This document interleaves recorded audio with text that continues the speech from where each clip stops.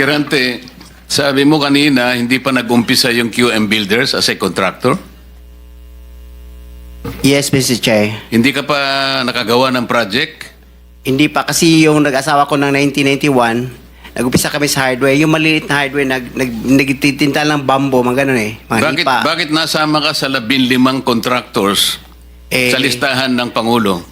Kanina tinatanong ko, wala bang kukontra dito sa sinabi ng Pangulo na 545 billion worth of flood control projects ay ito lang mga 15 contractors ang nakakuha, kasama ka QM Builders. Nandiyan ka pala, bakit hindi ka kumontra? Ba't ngayon sinasabi mo, hindi ka pa nakapag... Pasensya na, Mr. Chair, kasi medyo nahiya ako. So sinasabi mo, mali ang Pangulo with Yes, respect to your company? Yung data is mali eh. Kasi ang totoo, yung 414 projects na nakuha sa QM, totoo lang ha, is only 86 projects. Mr. Chair. Teka muna, sabi mo hindi ka pa nakapag-umpisa eh. Ano yung sinasabi mong project? Ano ko lang siguro, bagitin ko lang. Noong 2003, nakalisensya na kami sa pickup, only category D. Hanggang noong 2024, naging quadruple A na tayo. Pero dumaan pa kami ng single A, noong 2011 hanggang nag-triple A tayo ng 2017 hanggang naging quadruple A tayo ng 2024. Mr. Secretary, naiintindihan mo ba yung sinasabi niya? Sabi mo hindi ka pa nakapag-umpisa ng project. Paano ka naging quadruple A? Ano ko lang, Mr. Che, yung sinasabi kong 1992 is hardware pa yon. Yung nakita niyo yung hardware. Hindi natin pinag-uusapan yung hardware mo. Ang pinag-uusapan natin, flood control projects. Tinatanong ka kanina, sabi mo, hindi ka pa nagkapag-umpisa ng flood control projects. Paano ka nagkaroon ng lisensya? Paano ka naging quadruple A? At lalong mahalaga, paano ka nasama sa 15? Gumawa ka na ng flood control project. Gumawa na tayo ng flood control project. O ngayon gumawa ka na naman. Ano ba talaga yung totoo? Baka hindi ka makauwi sa araw na ito. Nagsisinungaling ka na naman eh.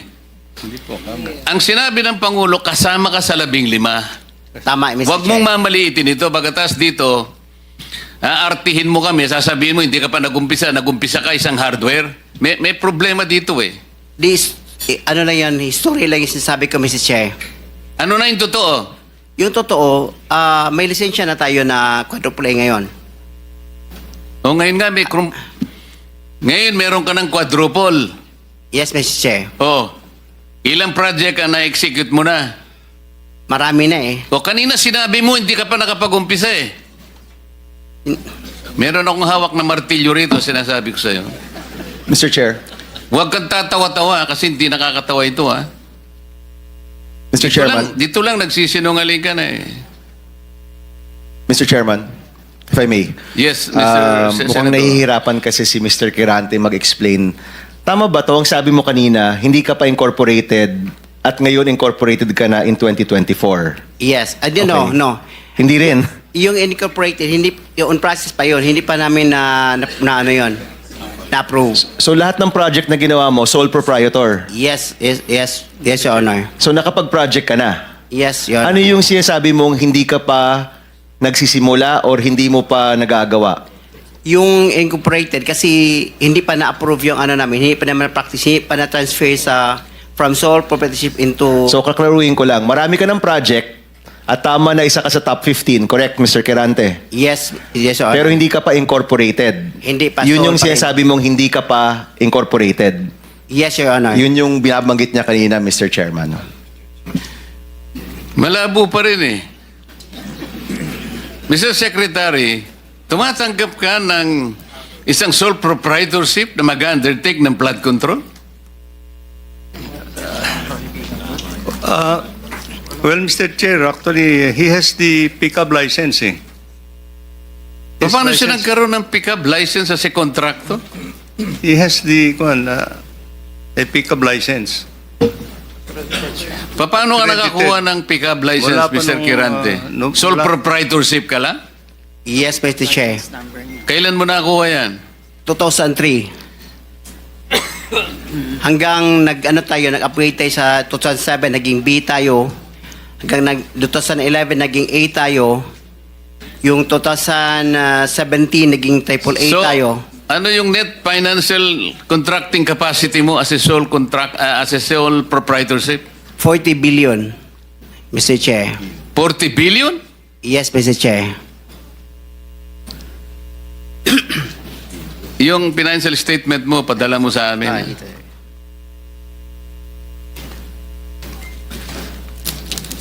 Mr. Chair, if I may.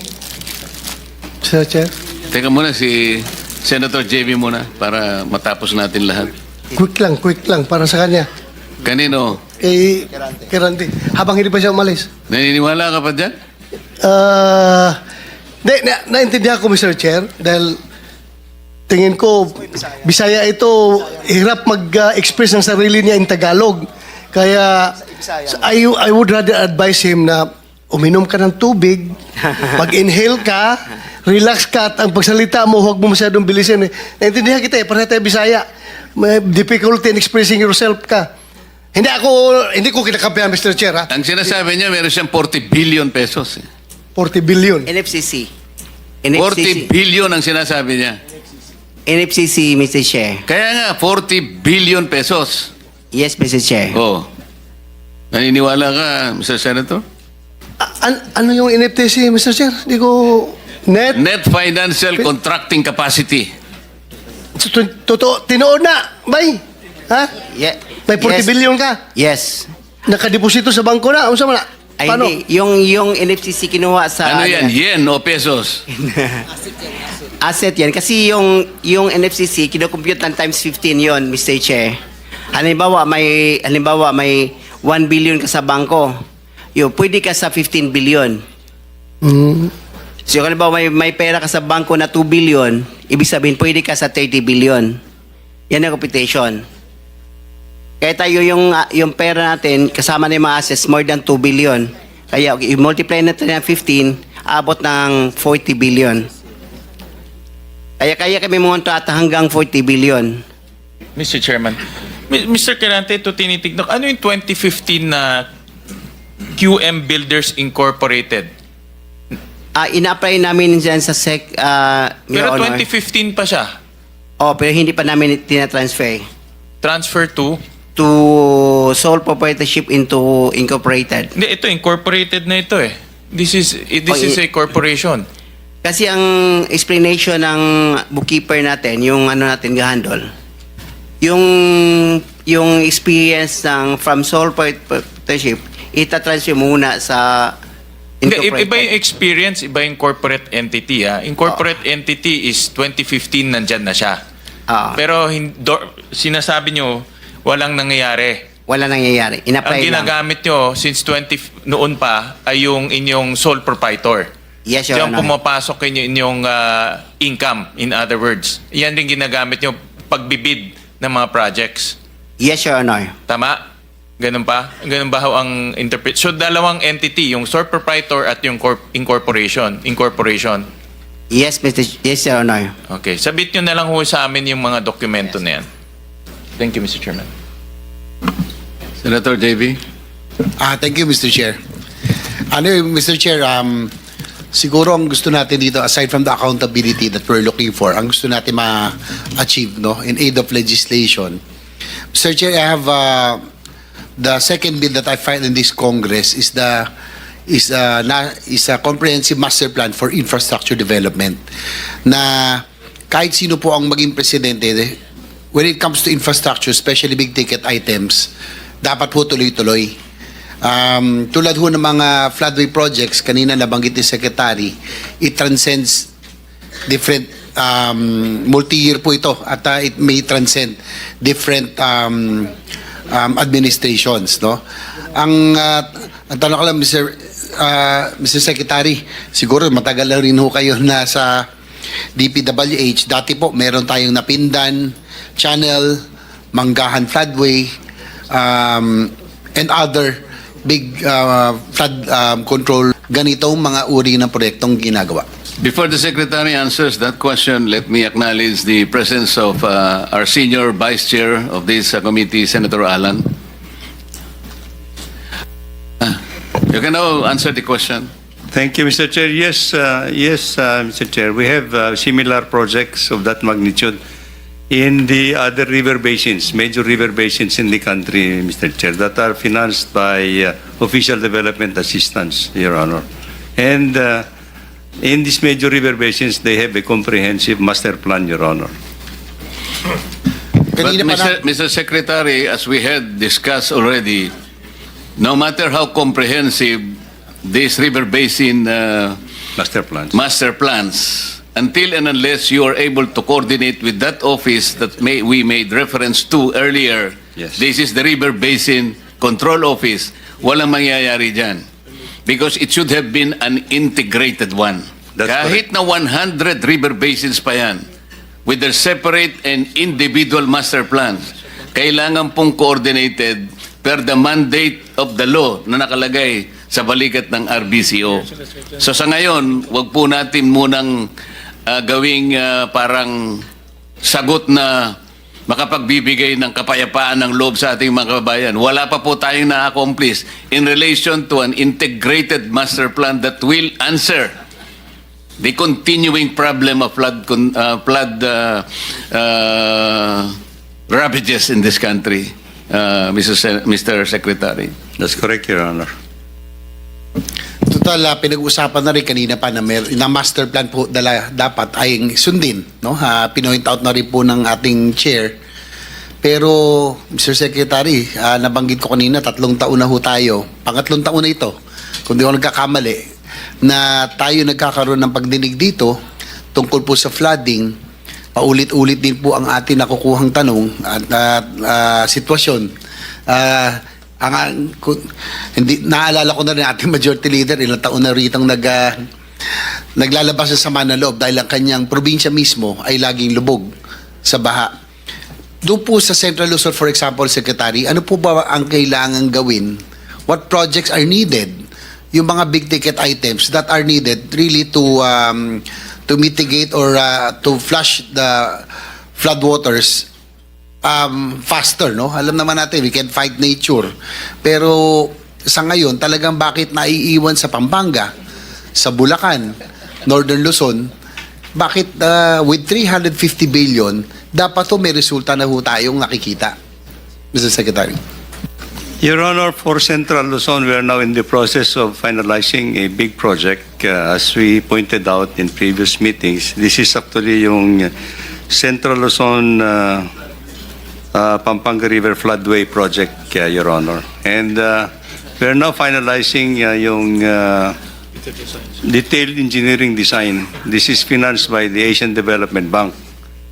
Because this will involve actually the construction of a 60-kilometer floodway, which is, I think, about 400 meters wide, and a retarding basin in San Antonio Swamp. No? So this is now under detailed engineering design. And we expect that this project will be completed in 2026, and the civil works will be implemented by a separate loan agreement with the Asian Development Bank. You see, of this magnitude, Mr. Chair, this involves a lot of steps in the preparation of the entire project is estimated to cost almost about 150 billion pesos yata. So I think yung tedious, yung preparation of this kind of a magnitude wave project is very tedious, Your Honor. Pero Mr. Secretary, narinig na rin ho natin yan 3 years ago. I am glad kung talagang nagsimula na at kung 150 billion lang yan binabanggit nyo, kalahati lang ho yan ng taon-taong budget. Kayang-kayang gawin kung talagang gagawin, no? Gugustuhin. Ang tanong ko lang po, kung yan po ay parte ng master plan, siguro yes or no lang ho. Nasusunod ba talaga yung master plan ng ating sa kasalukuyan? Or is it that with the very large budget of the for flood control, hindi ko kaya, dahil po pinoint out kanina ng ating chairman, obviously dapat common sense dictates na dapat yung flood prone provinces nandun ang concentration ng flood control projects. Hindi ho kaya yung pong mga district offices would want a pie of that 350 billion a year master plan, flood control projects. Kasi po sa nakikita ko, doon lang po sa may mismatch doon sa concentration ng flood control projects, iba-iba. Ang mangyayari po niyan, hindi ho talaga natin matutuloy yung mga malalaking proyekto na kailangan natin. Like you mentioned, natuwa po ako, narinig ko, may floodway na tayong 60 kilometers. Spillways, water impounding, and ito mga pumping stations in strategic areas. Di ho ba ito dapat ang ating ginagawa para mawala ang tubig? Pero yung po mga district offices kaya hindi ba factor ito na kaya hindi ba tuloy-tuloy ito malalaking proyekto? Separate po kasi, Your Honor, Mr. Chairman. Separate kasi yung pag-prepare ng mga Official Development Assistance Program in the 18 major river basins. So, iba po ito. Now, for the local, yung mga other projects, flood control projects, na on a district or legislative level, Mr. Chair, these are actually prioritized at that level. And however, ang kwan po natin dito, all these projects should have undergone some preparatory works actually na dumadaan po dito sa Provincial Development Council, dumadaan po sa Regional Development Council in order for them to prioritize all these projects, Your Honor. Yes, Mr. Secretary, sorry to cut you, pero sabi ko nga, aside from the accountability, gusto natin in aid of legislation, I'm pushing for the comprehensive master plan for infra development, that which would include flood mitigation projects. Yes. Na sana, pag national project, national in nature, hindi dapat pakikialaman ng district level. Kasi alam nyo, naging Congressman B po ako noon. Opo. Nung panahon na yon, Mr. Chair, nasa Kongreso, ang pwede lang namin pakialaman yung pong mga barangay roads, municipal roads, when it is classified as a national project. Dati po hands off kami doon. Nagtataka lang ho ako ngayon, bakit pati ang national projects minsan ngayon, mukhang napapakialaman na. Mr. Secretary. Well, this is the reality of how the budget is being formulated at this point in time, Your Honor. I think we submitted to, as I said, the entire budget is under the scrutiny of Congress, Your Honor, at the end of the day. So whatever will come out of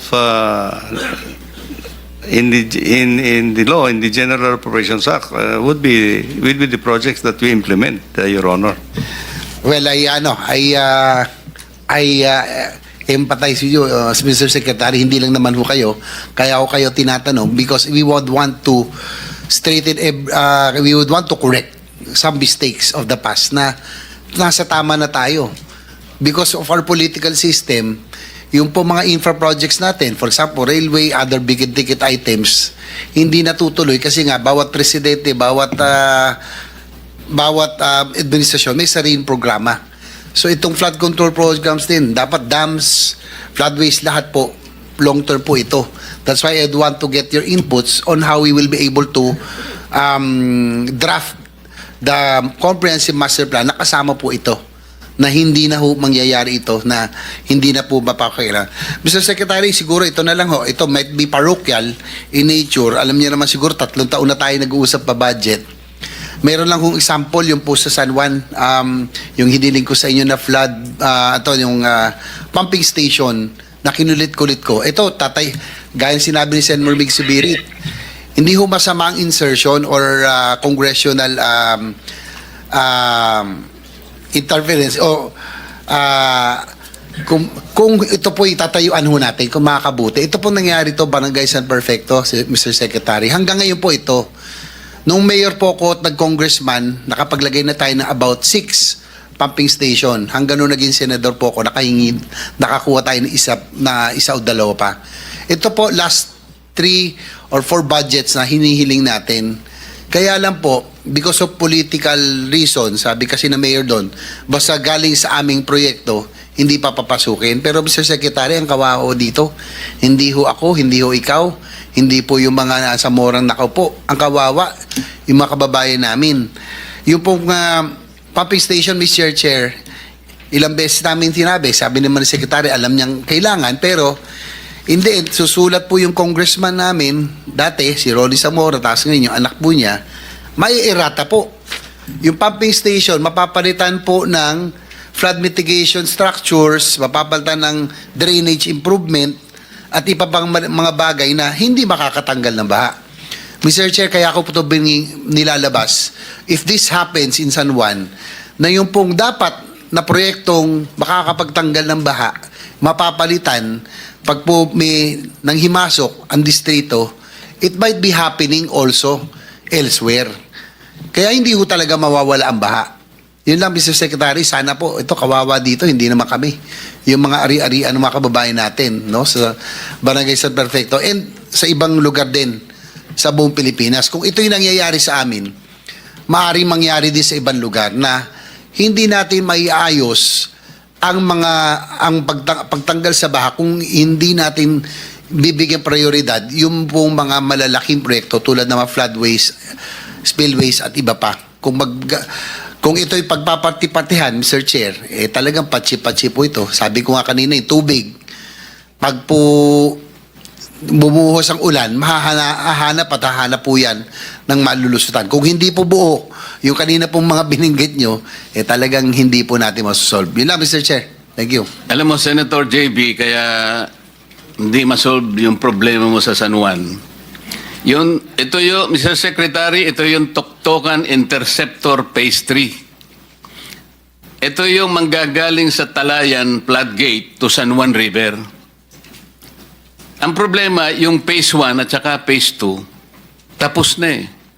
Hindi kailanman magkakaroon ng kabuluhan itong Phase 1 and Phase 2 hanggang hindi mo nakukomplete yung Phase 3. Ang Phase 3 is about 300 million. So wala. Kahit nakumpleto mo yung Phase 1 and Phase 2, walang mangyayari sapagkat wala yung Phase 3. Bakit ganito yung... Kaya hindi talaga mariresolve ang problema mo, Senator JB, hanggang hindi nakukomplete yung Phase 3. Bakit hindi po niyo pagtunan ng pansin? Ito pa, Mr. Secretary, meron kayong interceptor project dito sa Antipolo, na kung saan doon ako nakatira sa village namin. Kapag yung ulan talaga pa, naging 30 minutes to 1 hour, tuloy-tuloy. Nako. Hindi na ako makakalabas ng village, Mr. Secretary. Ganito yung ginawa ninyo eh. Yung project involves the interconnection of water tributaries in La Colina and Mayamot areas in the city of Antipolo. Kinukolekta yan para lamang padaanin do sa Munting Dilaw, traversing creeks in 24 villages in Cainta, Imelda Avenue, tsaka Marcos Highway. Anong klaseng, hindi ko maintindihan ang logic nitong interceptor na ito. Yun pong MacArthur Highway, malapit lang sa Marikina River. Isang medyo malaki-laking, ano tawag doon? Malaki-laking pipes ang ilagay nyo para lahat ng ulan na yon madrain natin sa Marikina River. It's only about 1 kilometer. Bakit kinakailangan lubugin na kami ng lubugin 24 villages in Cainta? Nang dahil sa interceptor project na ito ng DPWH. Ganito po lahat ang nangyayari. Mamaya na po yung sa akin, Senator Bam. Maraming salamat, Mr. Chairman. Mr. Secretary, commercial muna.